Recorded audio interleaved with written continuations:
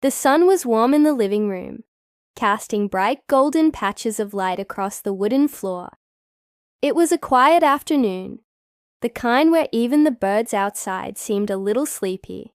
Everything was calm, peaceful, silent.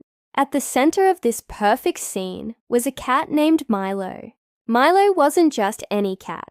Milo was the boss of this house. A fluffy grey tabby with yellow eyes that looked like they knew all the world's secrets. He was spoiled, pampered, and confident in a way only a cat could be. The humans who lived with him, Sarah and Ben, were merely background characters in his grand story. Milo loved his routines: morning naps, afternoon snacks, evening zoomies. But there was one thing that could turn Milo from a calm, majestic creature into an absolute lunatic: Catnip. This day was different from the start. It began when Sarah came home with a small shiny bag from the pet store. Inside was something new, something fresh, something powerful. Premium organic catnip.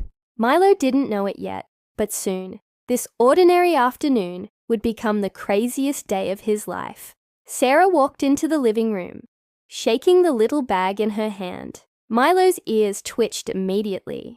His head shot up, and his nose sniffed the air like a professional detective. Sarah smiled. "Hey, Milo, look what I got for you." Milo jumped off the couch and trotted over like a king approaching his loyal subject. Ben entered the room, phone ready to record.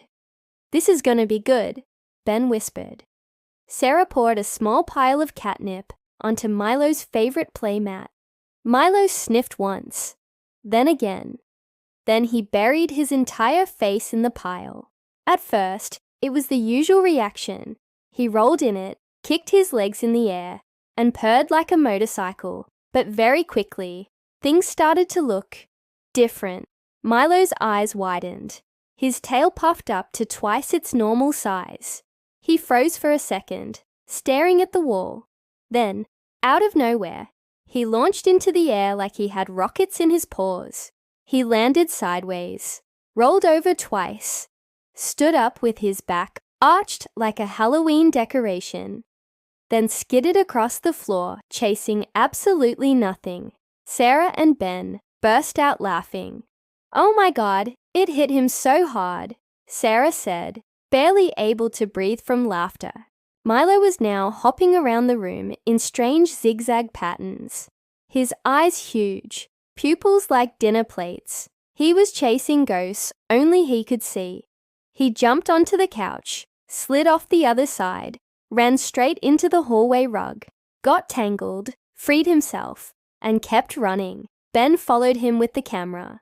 Milo reached the hallway mirror. He paused. He stared. For a long time. Then he began moving slowly, stalking his own reflection. Without warning, he leapt at the mirror with a battle cry that sounded like a squeaky toy being stepped on. The impact made him bounce backward, like a spring-loaded fur ball. Ben nearly dropped his phone from laughing. Milo shook himself off, like nothing had happened, walked away casually, then suddenly zoomed back into the living room at full speed. He slid sideways into his scratching post, and for a brief moment, he just sat there, frozen, staring into space. Was he seeing colors humans could never imagine? Was he talking to invisible creatures from a catnip dimension? No one would ever know. Then, slowly, Milo began to roll onto his back. His paws reached for the ceiling. He lay there, belly up, completely still. Sarah whispered, "Is he okay?" Ben zoomed in. Milo's tongue peeked out slightly.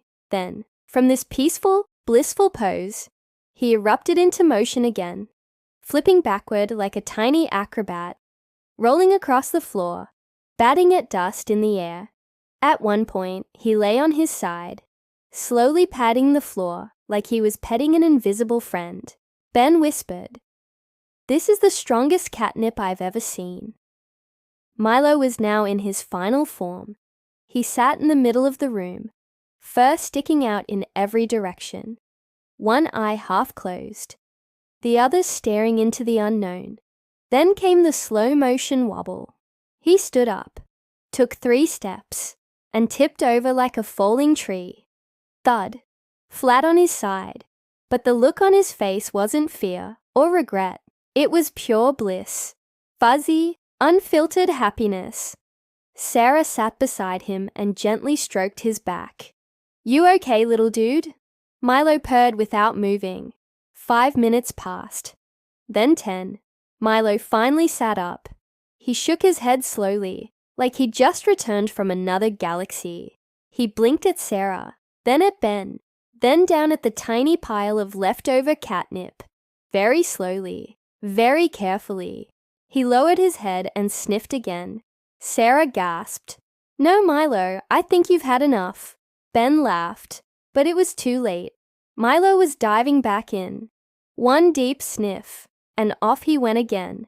Flop, roll, kick, backflips. This time he tried to climb the curtains. Failed. Launched himself onto the bed, burrowed under the blanket, and then silence. Sarah peeked under the blanket. Milo was curled up like a cinnamon roll, eyes closed, purring like an engine. Finally, sleep. The storm had passed. That evening, Milo woke up slowly, stretched every limb like a yoga master, and walked to his food bowl like nothing unusual had happened. Sarah looked at him, shaking her head. "You're a maniac, Milo." Ben chuckled. "And a legend." Milo didn't care. He was back to normal, until the next catnip adventure. Because deep down, everyone in that house knew. When catnip hits too hard, it doesn't just hit the cat. It hits the whole world. And Milo, he'd do it all again, without hesitation.